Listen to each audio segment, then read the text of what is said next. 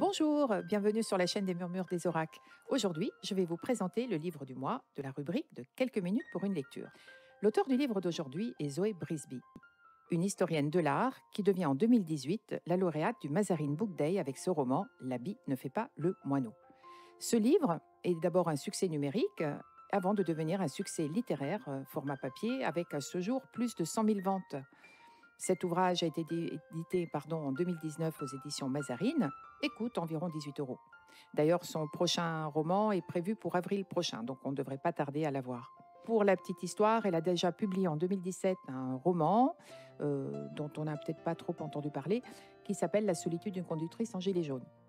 Le gilet jaune n'ayant rien à voir d'ailleurs avec ce qui se passe aujourd'hui. Alors, l'aventure qui nous est racontée dans ce roman, en fait, m'a fait penser à deux choses. L'une, en premier, au scénario rocambolesque du film que peut-être certains de vous ont déjà vu, Harold et Maude. C'était un film des années 70 qui a été après joué à plusieurs reprises au théâtre, avec d'ailleurs dans le rôle phare Lynn Renaud en 2012.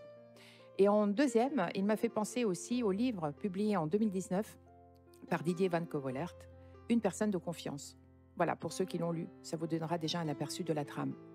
Ce roman-ci va relater l'histoire d'Alex, un jeune homme de 25 ans qui est très dépressif et qui va rencontrer Maxine, une jeune dame de 90 ans débordant de vie, de souvenirs et de folie. Ils vont tous deux partager un voyage vraiment ébouriffant et plein d'aventures pendant lequel ils vont surtout s'apprivoiser l'un l'autre. Alex fera tout son possible pour contrecarrer le projet initial de Maxine. D'ailleurs, je ne vous en parlerai pas pour ne rien vous dire, vous aurez la surprise. Et Maxine, de son côté, fera elle aussi tout son possible pour sortir Alex de sa dépression. Il lui donnera donc une raison de vivre et elle va lui apprendre à aimer la vie. Ce livre contient des petits morceaux d'anthologie avec vraiment des épisodes très tendres, des moments fous, pleins d'humour, des rires et des sourires. Je dirais que rien que le titre, vraiment, il vous donne déjà une idée du roman. Cet ouvrage a été pour moi une petite parenthèse, vraiment très très agréable, une petite pépite qui m'a souvent fait éclater de rire. L'écriture est simple, directe, des descriptions très fines du monde moderne dans lequel se trouve très brusquement catapultée cette vieille dame. Et parmi les nombreuses aventures vécues par nos deux héros, deux scènes m'ont beaucoup amusée.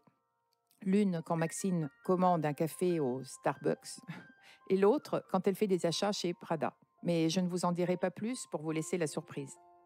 Les deux personnages principaux de ce roman sont vraiment très attachants. Et cela ferait, à mon avis, une très très jolie comédie si l'histoire était un jour portée sur grand écran. Fou rire vraiment et émotion garantie. En conclusion, vous l'aurez compris, j'ai lu ce livre vraiment d'une traite et je le conseillerais sans hésiter. C'est un livre à offrir ou à s'offrir pour passer un bon moment. D'ailleurs, une étonnante surprise attend le lecteur dans toutes les dernières pages du roman. Donc vraiment, il faut lire tout le livre jusqu'au bout. Comme vous le savez, j'aime à chaque fois relever une citation du livre. Je retiendrai donc cette phrase que Maxine dit à Alex. « Il y a toujours une urgence pour chasser l'autre, et si tu ne prends pas le temps de t'arrêter pour faire ce qui compte, la vie te passera sous le nez. » C'est donc le conseil que je vous donne et que je vous laisse méditer. Pensez à me laisser vos commentaires, à vous abonner si vous le souhaitez pour découvrir la prochaine lecture, sur le petit logo à droite de la vidéo. Quant à moi, je vous souhaite une très belle lecture et vous donne rendez-vous très vite. À bientôt.